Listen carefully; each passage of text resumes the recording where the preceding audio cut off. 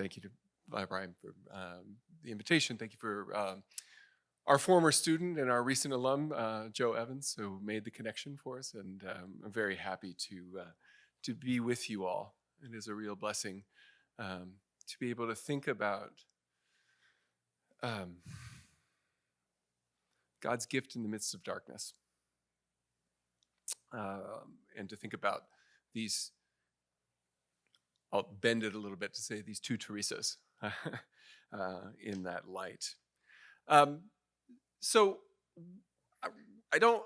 I thought that because what I want to do is talk about Therese and Teresa and Mother, I want to think about them together. I really wanted to make sure that you had their words in front of you, so that's why I'm using slides. And I thought, in that light, I wouldn't read a paper, but I'll speak to you uh, from the text, as it were. It's certainly true when we think about these two figures together. Mother really modeled herself, really took Therese as a model, as an exemplar of the kinds of prayerful virtue that she wanted to exemplify. So there is a deliberate sort of relationship there.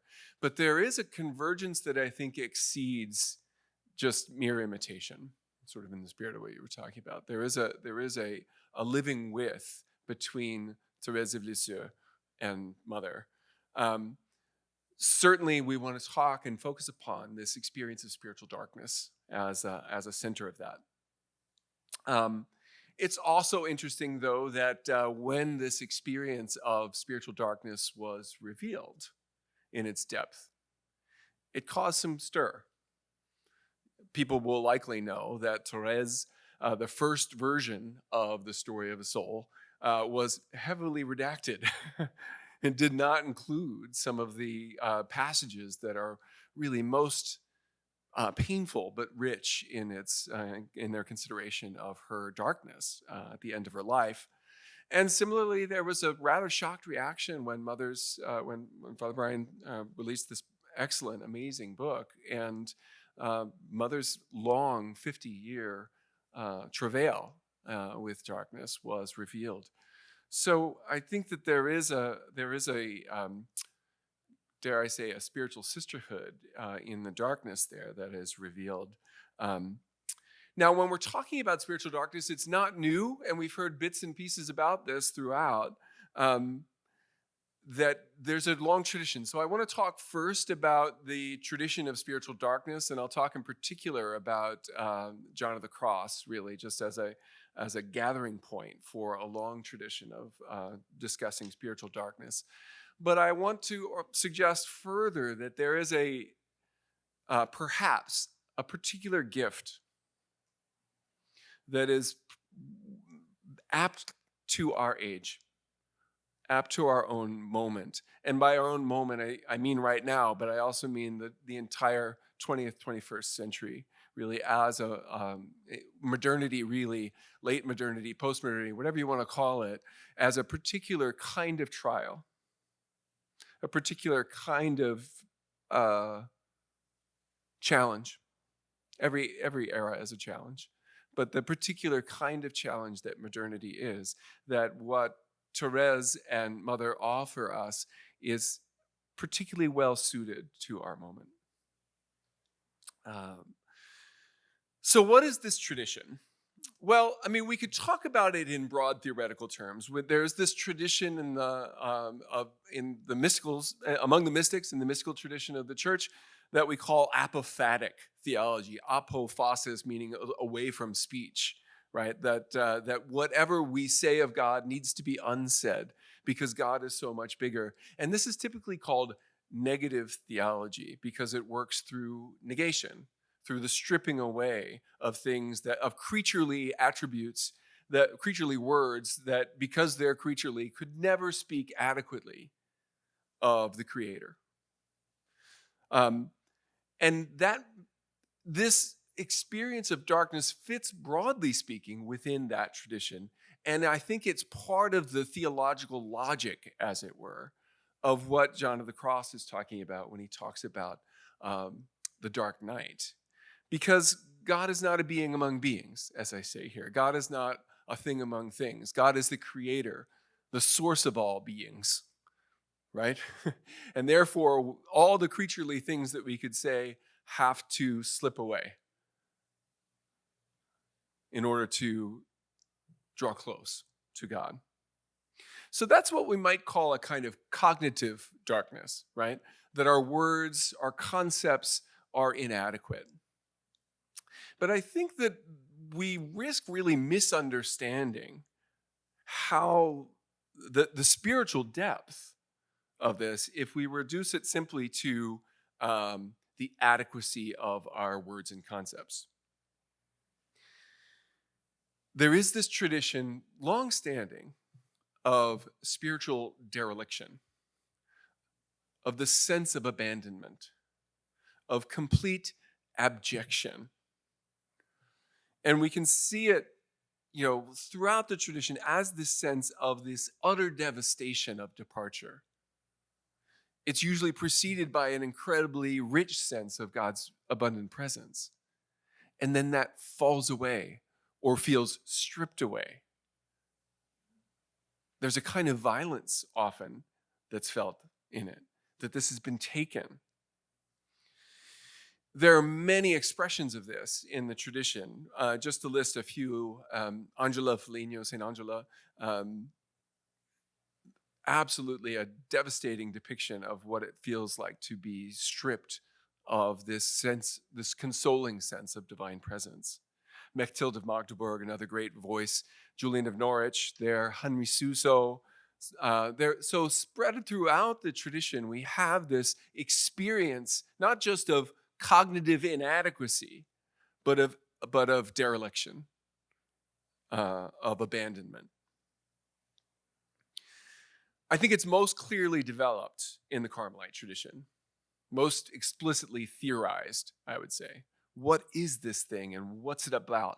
How does it work? With that kind of attention to practice and attention to the details of practice that I think is a really distinctive characteristic of Teresa of Avila, that third Teresa that we probably would need to include, right? Of Teresa of Avila and John of the Cross. I want to focus on John of the Cross just because I think he is the most rigorous diagnostician of spiritual darkness, in my view, in the tradition. He distinguishes, we're familiar with the phrase dark night of the soul, and it arose several times in our conversation already. And I do think that it has come to, I remember a peer of mine at the University of Chicago in graduate school going to see our mutual advisor, Bernard McGinn, and Dr. McGinn saying, "It seems that you're in the dark night of the dissertation." It's become a phrase that we can play with in a certain way to describe any experience that we have of struggle, of negativity. But John is actually rather precise. So when he talks about the dark night, he distinguishes sort of four dimensions, and it's 2 and 2, right? There's the night of sense, and by this he means sensation, bodily activity, and then there's the night of spirit, and here it means just awareness of God. So there's an active and a passive. So in the active night of sense, what we're doing is we're disciplining our appetites, right? We fast. We exercise. I mean, all of the sort of disciplines of the body, disciplines of the appetite that we may pursue, this would be part of the active night of sense. That none of these things will sort of get us to God, and we participate in learning how they are not sufficient, right? In teaching ourselves along with God of how they are insufficient. But the active night is always followed by a passive night. And the passive night is where I want to dwell, right? So in the passive night of the sense of, the external human, It's the purification from vices. Think of this, John talks about it in terms of the 7 deadly sins. As we are sort of broken of the habits of spiritual vice, that is the passive night of sense. And it can be painful. Like breaking any addiction can be painful. But the complete agony that John describes is the passive night of the Spirit. And it's that, I think, that calls our attention when we think about Therese and Mother. John talks about there are 3 signs that we can look for when the passive night of sense. Because remember, it's passive. We experience it as happening to us, not anything we seek out or participate in or go get or even cooperate with. We seem to need to endure it.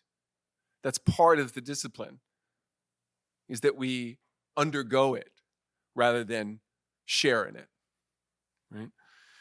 So what are those 3 signs? First sign is that you receive no consolation from God or creatures. That nothing really consoles you. Nothing gives you pleasure at first. That's one sign. Nothing seems to scratch the itch of what your soul really longs for. Second sign is that you start to lose your, I say distaste here, that might be a little strong. You just lose the sense that your spiritual practices, whether it's daily prayer, even liturgy, even your experience of Eucharist, it just doesn't do it for you, right? It gives you nothing. I mean, in faith, we hold that what it promises, it delivers. And yet, I think many of us can recognize the experience of where at one point in our life, it may have given us tremendous consolation, tremendous experience of union and joy, even solidarity with my brothers and sisters. And then it falls away. Somehow it doesn't mean what it used to mean. And I know it means it, but I don't experience it in that way. So that's distaste is, again, maybe meant not the best word here. Then the third thing here is an inability to meditate, to pray, to use the imagination. Nothing seems adequate. Your prayer seems futile. You try to imagine, in a good Ignatian way very often, you'll try to, do the composition of place and imagine a colloquy there with Christ on the cross and me, and somehow the artifice of it presents itself to you, and it's not prayerful. Now, if that were an idiosyncratic experience that every once in a while, but it seems that it happens. And that these 3 things tend to converge within the life of prayer. Not everyone in the same extent, not everything to the same degree, but nonetheless, these things coalesce in a certain way that for John of the Cross are the testimony to, the signs that God is doing something in me. But that really is inviting me to step out in faith, because part of what I experience is that God is no longer there. Now, as I said, we can rationalize that in a certain way. We can make sense of that, because whatever creaturely being that I am, fasten onto as an experience of God, the more intimately I draw into God that is really God, the less those creaturely images I have that I latch onto, they fall away because they're not as real as the real intimate presence of God. So that's a kind of rational explanation for it, but it doesn't quite account for the full existential weight of the experience. John talks about this in this way. Persons feel so unclean and wretched that it seems that God is against them. He says sometimes this experience of abandonment is so vivid that it seems to the soul that it sees hell and perdition open before it. Well, what have we heard? We heard a wonderful presentation about the theology of Holy Saturday here and the experience of hell opening before you. He says, although they love God absolutely, they're unable to believe that God loves them. These are the ways in which John marks it as not, again, just a cognitive breakdown, right? A breakdown of our knowledge. No, it's a breakdown of our very being, of our experience of ourself as it's drawn into intimacy with God in a way that feels anything like intimacy, feels like absence, feels like distance. So that's John's account of the dark night of sense. Now, the challenge I have as we think about that rooted tradition is that John, even though I think John had an excruciating experience of this, and his testimony to it is so vivid, I think because it was so real to him, nonetheless, he always offers the promise that all of this, that hang in there, all of this is in service of preparing you for a sweetness that beyond what you can imagine. And when we begin to think about that in relation both to Therese and to Mother, we have a little bit of a challenge. I mean, Mother's experience over 50 years. How long are we expected to wait? So I want to think about that a little bit. I'm not questioning what John said. I think there is a promise of a spiritual sweetness. But is it possible that the sweetness doesn't taste the way we think it will? That there's a sweetness in the suffering, which is not to say that it's a sweetness of the suffering, right? As Mother says, I have come to love the darkness, right? So let me talk a little bit about Therese. And I'll go quickly through some of these things because these are things that I suspect we know, right? But she starts writing the story of her soul when she's 22 at the request of her sisters, who are both biological sisters and sisters in religion, because she had shown such, maybe we would say, almost effortless virtue within the community from an early on, and really from childhood. And we can read that story. I have to say that my own disposition, when I first read the story of a soul, the first half of it, I was like, oh my goodness. Whew, it's a little much. It's very florid, right? Everything is all sweetness. And it felt like a little too much sugar for me. That's just me. I know it speaks very deeply to many, but one of the master metaphors, as people will know, is this image of the garden. She says, Jesus deigned to teach me this mystery. All the flowers he created are beautiful. How the splendor of the rose and the whiteness of the lily do not take away the perfume of the little violet or the delightful simplicity of the daisy. So this is the little flower, right? I understood, too, that our Lord's love is revealed as perfectly in the most simple soul who resists his grace in nothing as in the most excellent soul.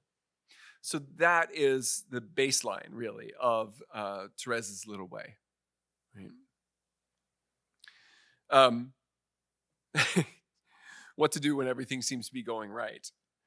Because it all seems to line up for Therese. I do think, as I say here, that there's an interesting tension in her life. Because on the one hand, she imagines that she's not capable of anything great. But it's okay because even the littlest flower has its role. And yet she also recognizes in herself a tremendous desire. One might even call it a spiritual ambition, without necessarily the charge of vice in it. But there really is a passion for greatness for God. She says, I feel within me these other vocations, the warrior, the apostle, the doctor, the martyr. She reads these stories of the saints and wants to be that.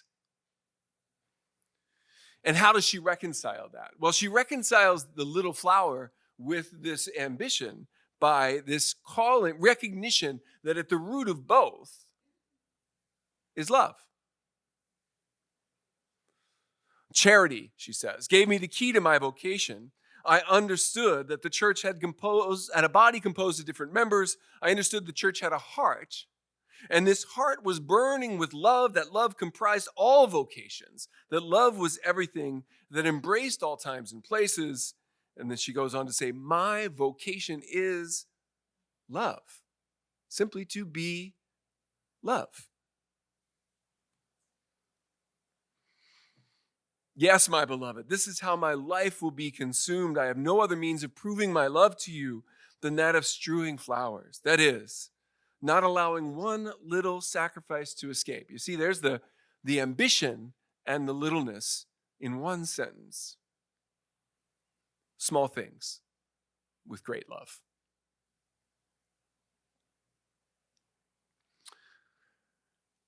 She says, right? I'll skip down to the bottom of this quote here, right? That I can, in spite of my littleness, aspire to holiness. I want to seek out a means of going to heaven by a little way, a way that is very straight, very short, and totally new. Therese's sense is that God is calling her into something different. This little way is a particularly attuned gift, perhaps, to our present age. That's one piece of it, and I think that that's something that that Therese and Mother share. Now, when she's in the midst of this experience, she is on cloud nine in the world of faith. I mean, she says, I was enjoying such a living faith, such a clear faith, that the thought of heaven made up all my happiness. And I love this. I was unable to believe that there were really impious people who had no faith. It was so obvious to her, right? The truth of the faith was so obvious to her that she didn't believe that people actually didn't believe it. They were kind of faking it, fooling themselves, I don't know, right? Speaking against their own inner convictions when they denied the existence of heaven. Well, Jesus has something to say about that, apparently. Because in that spirit, in that moment where she could not understand how things could be doubted, Jesus permitted my soul to be invaded by the thickest darkness, and that the thought of heaven, up till then so sweet to me, be no longer anything but the cause of struggle and torment. And I love the way she says this. This trial was not to last a few days or a few weeks. It was not to be extinguished until the hour set by God himself. And then it's almost like she just drops this little subtly here. She's telling this all in the past tense. This once happened to me. Oh, and by the way, this hour has not yet come. I'm still in the midst of this. Right? Now, what is that? What is the texture of that darkness? It is devastating. And in my view, I mean, this is just a personal judgment, but in my view, there are no more devastating accounts than Mother and Therese about this account, this experience of darkness in the tradition that I'm aware of. When I want to rest my heart fatigued by the darkness that surrounds it, by the memory of the luminous country after which I aspire, my torment redoubles. It seems to me that the darkness says mockingly to me, you are dreaming about the light, about a fatherland embalmed in the sweetest perfumes. You believe that you will one day walk out of this fog that surrounds you. This is devastating. Advance, advance, rejoice in death, which will give you not what you hope for, but a night still more profound, the night of nothingness. Now, encapsulated in that, concentrated in this moment here, isn't this the challenge that, I mean, again, to put a big idea on it, but isn't this the challenge of modern atheism brings? In a way that is not necessarily higher or lower, but in a way that's distinctive from challenges that may have happened in the Middle Ages or before. Right? The possibility that it's all a lie, that it's all just made up. Therese experiences that possibility. She says, "My dear mother, I may perhaps appear to you to be exaggerating my trial. I must appear to you as a soul filled with consolations." Now, I love this too. And again, think about what we've already been talking about a bit with mother, right? That in some ways, to talk to mother was to experience someone in the midst of joy, right? And yet, and so Therese says the same. When you look at me, you think, oh, here's somebody who's just chock full of spiritual consolation. I must appear to you as a soul filled with consolations and one for whom the veil of faith is almost torn aside. And yet it is no longer a veil for me. It is a wall which reaches right up to the heavens and covers the starry firmament. When I sing of the happiness of heaven, I feel no joy in this, for I sing simply what I want to believe. Heaven is a projection, at least in the haunts of her doubt. In the midst of the darkness, to sing a hymn of praise sounds hollow, sounds just like wish fulfillment. Now, here's the thing. I think that what you see in Therese is a confrontation with what becomes in modern philosophy just referred to as the abyss, right? The abyss of meaning, the nothingness of things, the possibility that nothing means anything at all. And the most famous sort of describer of the abyss, I think, that's roughly a contemporary, sort of Therese here, is Friedrich Nietzsche, right? Nietzsche says, "He who fights with monsters might take care lest he thereby become a monster. And if you gaze long into the abyss gazes also into you." So Nietzsche, I think, to his, let me give him guarded praise, to his credit, is willing to look into the abyss. But he says what happens when you look into the abyss is you become it. And for Nietzsche, there's no way beyond that. I think Therese looks into that as well. And yet Therese never abandons her promise to give God everything, like mother, her promise to be love. So, just a few words more about Therese, then I'll talk about mother a bit. She says, "Look, do you see that black hole where we can see nothing? It's a similar hole that I am in as far as body and soul are concerned.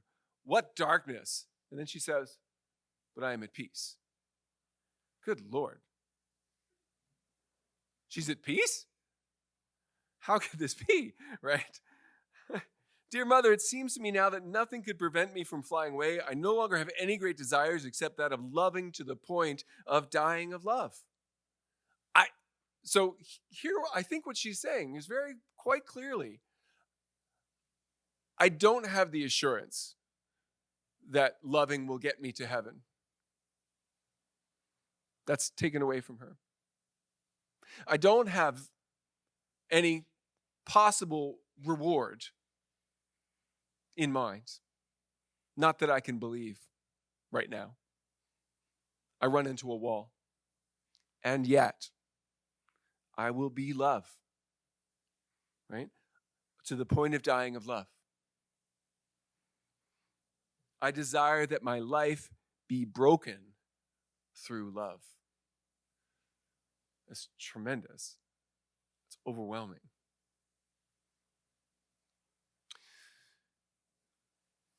So I think there are two dimensions that we can see in Therese. We have the little flower that's all sweetness and light, the one that I read at first and was like, woo, a little too much sugar for me. And then the trial of the abyss. Tentatively, let me say, what if the little way is the key to the trial and its only solution? That the decision to love faithfully in the midst of that darkness, love in the little way, you will be at peace. I think that's one possible outcome of Therese's theological existence, as somebody said from Balthasar. Okay, so mother, I have come to love this darkness. Now, some of this we've already rehearsed, so I can go through it rather quickly. We've been thinking about this all day today, and some of us for longer than that. But this passage, years back, I wanted to give God something very beautiful. I bound myself under pain of mortal sin. That's the fourth vow, right? Not to refuse him anything. Since then, I've kept the promise. And when sometimes darkness is very dark and I am on the verge of saying no to God, the thought of that promise pulls me up. So in the midst of her darkness, she says, I kept the promise. Similar to Therese. You have always been saying, do with me whatever you wish, says God to mother. Now I want you to act. Let me do it. Do not fear. I shall be with you always. So this is early, before she has the deep encounter with darkness, right? I shall be with you always. You will suffer, and you will suffer now. Brother Brian read this passage earlier today. But if you are my own little spouse, the spouse of the crucified Jesus, you will have to bear these torments in your heart. Let me act. Refuse me not. Trust me lovingly. Trust me blindly. And mother does that. So notice the shape here. You have the active, thinking about John of the Cross, right? The active promise of self-gift, that I will give myself. I will withhold nothing from you. That active giving is followed by a passive emptying out. Right? So both Therese and mother experience that emptying out as a call to mission. And I think that's very interesting too. This is something that you don't exactly see, although I think you can see hints of it in Teresa of Avila. I can say more about that in Q&A if you're curious. But I do think that the sense that you're called to be on behalf of, to go out to the poorest of the poor, for Therese to be the patron of mission, right? And for both mother and Therese to say, if I ever get to heaven, I'm not going to be there. I'm going to be down in the darkness, letting people see the light, right? Carry me into the holes of the poor. That's mother's call, right? Come be my light. By the way, just as an aside, I was reviewing all the reviews of Mother's book, Brother Brian's book, and I was astonished at how many people didn't get who's come be my light. They sort of read it the other way. They thought it was mother asked, they got it wrong. And they thought, oh, well, that's not a very accurate title. It's like, well, you didn't read it very carefully. Anyway, so yeah, notice this shape. The active promise of self-gift yields to that passive emptying out. So mother says, before I could spend hours before our Lord, loving him, talking to him, and now not even meditation goes properly. Remember what John said? Prayer becomes difficult. Nothing but my God, and even that sometimes does not come. Yet deep down somewhere in my heart, that longing for God keeps breaking through the darkness. Now this is really powerful for me. And it came into vision for me in a way that I hadn't quite seen it in preparing for this talk there, right? That somehow, and this still can be early, but in the midst of the darkness, right? Now notice what she says. When outside, in the work, in meeting people, there is a presence of somebody living very close, in very me. I don't know what this is, but very often every day that love in me for God grows more real. So it's almost like she is haunted by Jesus. I mean, I don't mean that in a sort of spooky way, but like she can't quite turn around and look at him. But he's there when she's serving. So I think that that's a really keen insight, that mother in her own prayer gets no response from God.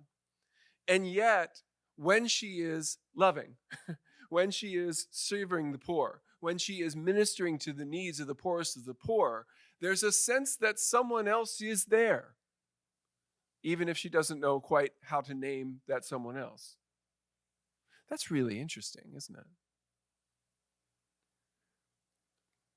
And it causes her to love God more. Even that seems a bit sanitized, right? Yeah, because mother does really experience this complete darkness. And Father Brian read a good chunk of this. I find this passage in particular to be one of the most devastating in these journals, in this book. Who am I that you should forsake me, the child of your love, and now become the most hated one, the one you have thrown away, unwanted, unloved? I call, I cling, I want, and there is no one to answer, no one on whom I can cling. No, no one, alone. I mean, just stacks up the word after the word after the word, right? The darkness is so dark, and I am, there it is again, alone. Unwanted, forsaken, the loneliness of the heart. We don't need to rehearse the whole thing, and I'm going over time anyway, so let me just keep going here. But she says, I have so many unanswered questions live within me. I'm afraid to uncover them because of the blasphemy, if they be God, if there be a God, if there be God. So mother, on the one hand, is giving her whole life in this way, has the sense that someone is there, and yet when she turns to speak, to think, is there even a God? I don't know. I don't know how to answer that question. Right? If there be a God, I don't even want to say it out loud because of fear of blasphemy, but that's what she's feeling. Love, the word, it brings nothing. I'm told that God loves me, and yet the reality of the darkness and coldness and emptiness so great that nothing touches my soul. Now look, that is really exemplifying what John was talking about, right? But in the midst of this active life that is still loving, that is still serving, that is still meeting people in their brokenness, meeting people in their need. Okay, so what sense can we make of this? Let me bring this in for a landing here. So theologically, I would want to describe this as a dimension of the Christological paradox. If we are to be naked following the naked Christ, then it is not surprising we may find ourselves with him on the cross. And by the Christological paradox, all I mean to say is that God's power is revealed in powerlessness. God's fullness is revealed in the emptiness of the cross, in the desolation, right? That Christ from the cross cries, my God, why have you forsaken me? And how many people had a professor at some point in their life who wants to rescue the dereliction of that by saying, well, it's a psalm and it's really a good thing?